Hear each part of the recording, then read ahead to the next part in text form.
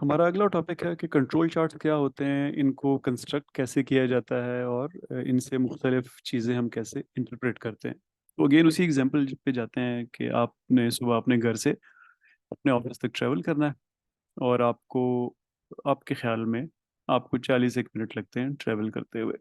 उसका एक control chart बनाने की कोशिश करते हैं। तो कंट्रोल चार्ट बनाने में सबसे पहला स्टेप ये होता है कि आप अ, अपना एक्स एक्सिस डिसाइड करते हैं जो कि नॉर्मली टाइम सीरीज होता है। तो इस केस में टाइम क्या है, टाइम सीरीज क्या है कि आपका एक दिन, फिर दूसरा दिन, फिर तीसरा दिन, फिर चौथा दिन। तो हर रोज की आप मेजर करेंगे कि आपको कितना टाइम लगता है। तो हमारे लिए हमारी टाइम सीरीज है एक महीना फॉर एग्जांपल, यानी महीने के 30 दिन। तो थोड़ी देर के लिए हम अज्यूम करते हैं कि खुदा न खास्ता सैटरडे और संडे को भी हमारा दफ्तर काम करता है और 30 के 30 दिन हम दफ्तर जाएंगे।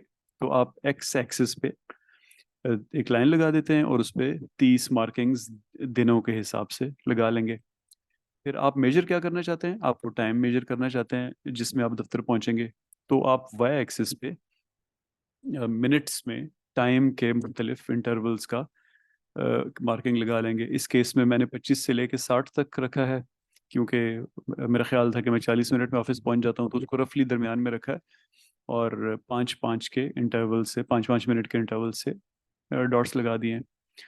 तो अब मैं क्या करूँगा कि मैं पहले दिन जब दफ्तर जा रहा हूँ, घर से निकलूंगा, टाइम मेजर करना शुरू करूंगा और दफ्तर पहुंचूंगा तो देखूंगा कितना वक्त हुआ। तो लेट्स से कि मुझे 42 मिनट्स लगे पहले दिन दफ्तर जाने में। अ, मैंने एक डॉट लगा दिया इसके ऊपर। अगले दिन फिर मेजर किया, लेट्स से मुझे 44 मिनट्स लगे दफ्तर जाने में।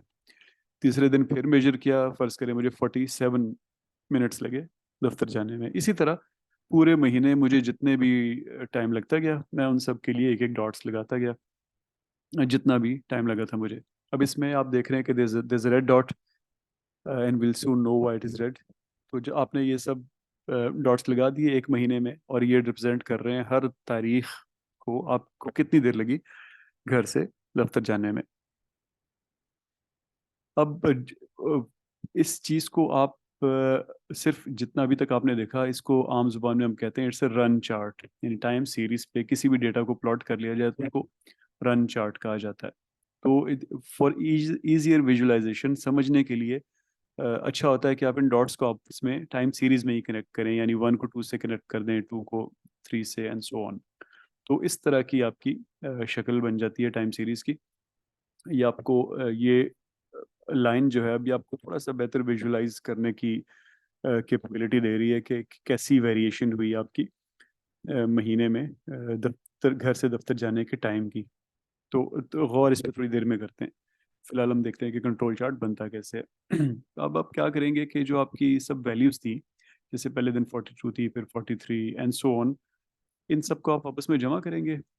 और ये जितने डॉट्स हैं, ये 30 डॉट्स हैं हमारे पास, तो वो जो सम आएगा उसको 30 पे डिवाइड कर देंगे। तो जो फिगर आएगी, यानी एवरेज जो आएगी, जिसको हम स्टेटिस्टिक्स की जुबान में एक्स बार कहते हैं, वो निकालेंगे और उसकी एक लाइन लगा देंगे। इस केस में एक्स बार जो है वो 45.1 बन रहा है, ये एवरेज 45.1 बन रही है। तो एग्जैक्टली 45.1 के ऊपर हमने ये ग्रीन लाइन लगा दी। तो अब हमें पता चल रहा है कि हम कितने दिन एवरेज टाइम से ऊपर रहे और कितने दिन नीचे रहे। अब जो मैं सोच रहा था कि मुझे तकरीबन 40 मिनट लगते हैं, तो वो बात कुछ दुरुस्त नहीं है। मुझे तो ऑन एवरेज 45 मिनट्स लगते हैं। लेकिन सवाल ये है कि क्या मैं अपने बॉस को बता सकता हूँ सुबह 8 बजे निकलते हुए कि सर मैं आज एग्जैक्टली 8:45 पे दफ्तर में हूँगा। इस डेटा को देखें आप, तो क्या आप बता सकते हैं उनको? प्रोबेबली नॉट, क्योंकि चांस है कि आप 37 मिनट्स में भी पहुंच जाएं, क्योंकि 3 रीडिंग्स 37 पे हैं, या 4 रीडिंग्स। लेकिन एक रीडिंग आपको 61 पे भी नज़र आ रही है, एक 57 पे भी नज़र आ रही है, तो उसका खतरा भी मौजूद है। तो वो रीडिंग आ गई तो क्या होगा?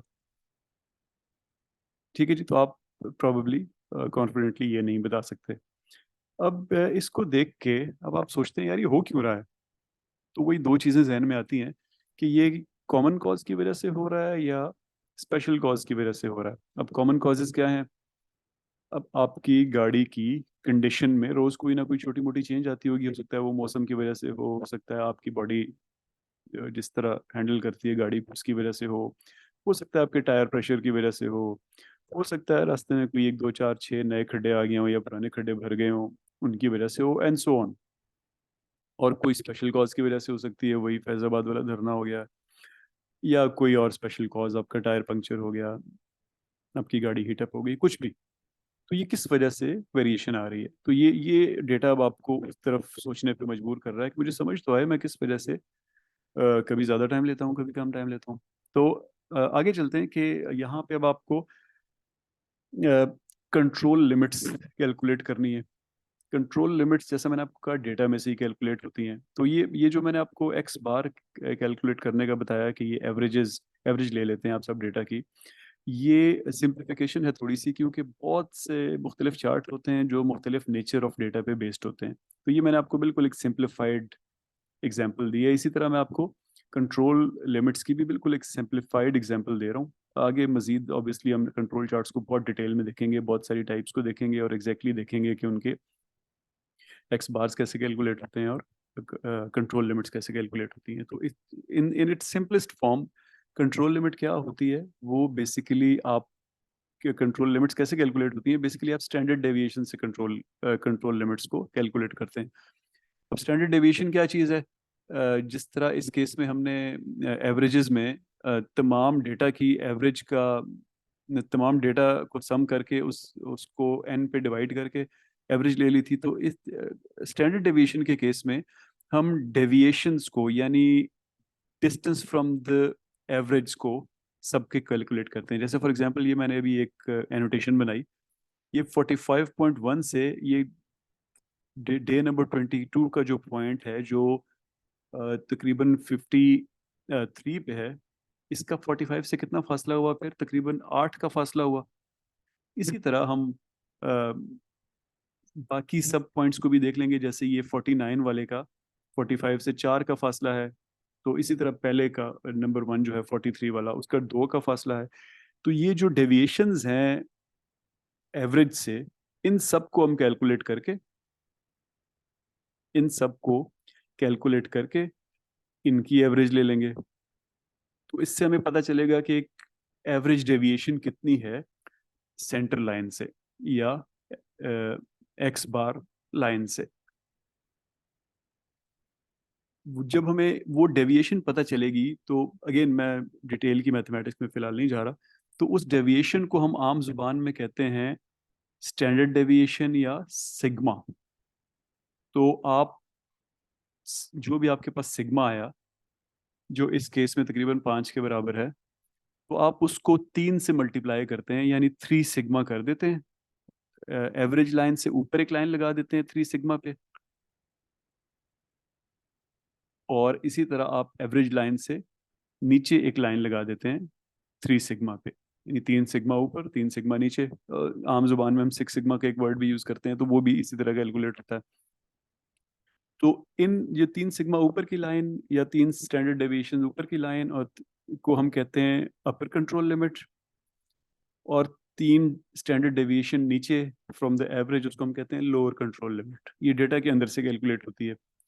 अब आप थोड़ी देर के लिए इस चार्ट को अगेन एनालाइज करने की कोशिश करते हैं।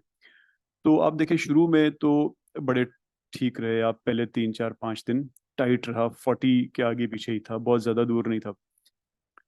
लेकिन फिर एकदम जो है 7वें दिन से टाइम बढ़ना शुरू हो गया, 50 के करीब चला गया। फिर पहले आप देखें तो टाइट था, अब फ्लक्चुएशन ज़्यादा है, वेरिएशन ज़्यादा है, अंटिल हम डे नंबर 17 पे आते हैं, तो एक अपवर्ड ट्रेंड शुरू हो गया है। मैं अगले 7 दिन मुसलसल मेरा टाइम बढ़ता रहा, यहाँ तक कि वो 57 मिनट्स हो गया। फिर समहाउ दोबारा नीचे आया, इन अदर वर्ड्स कंट्रोल में आया, 42 वगैरह पे रहा। फिर एकदम डे नंबर 28 पे 61 पे चला गया। अब आप देखें तो 61 वाला जो डॉट है डे नंबर 28 का, वो अपर कंट्रोल लिमिट से बाहर लगा हुआ है, तो इसलिए वो रेड है। फिर वापस आप आए और फिर एवरेज लाइन से थोड़ा सा ऊपर। तो आप देखें तो ये प्रोसेस जो है इसमें काफ़ी वेरिएशन आपको नज़र आ रही है और ट्रेंड्स भी नज़र आ रहे हैं। तो अब अ, अपने आप से आप सवाल करेंगे, यार ये इस दिन क्या हुआ था, why why did it take 61 minutes. तो प्रॉब्ली कोई रीज़न आपको पता चलेगा। इसी तरह मुख्तलिफ दिनों के बारे में आप जब पता करेंगे तो आप you will come to some conclusion, और उन कंक्लूजन्स को अ, फिर आप उन दो कैटेगरीज में डालने के शायद काबिल होंगे कि ये कॉमन कॉज को कौन कौन सी एट्रीब्यूटेबल हैं और स्पेशल कॉज को कौन कौन सी एट्रीब्यूटेबल हैं। तो अगर आप स्पेशल कॉजेज को आप फौरन रिमूव कर सकते हैं। अगर आपके रिसोर्सेज के उसमें है वो, फॉर एग्जांपल गाड़ी का टायर पंक्चर हुआ तो अगले दिन नहीं पंक्चर होगा, आप टायर ठीक करवा लेंगे। अगेन बहुत इंश्योर करने के लिए आप प्रॉब्ली नए टायर लगवाएंगे, वो बड़ी इन्वेस्टमेंट है। तो लेकिन जब तक पुराने टायर हैं और उनमें हवा ऊपर नीचे हो रही है तो वो एक तरह का कॉमन कॉज बन जाएगा।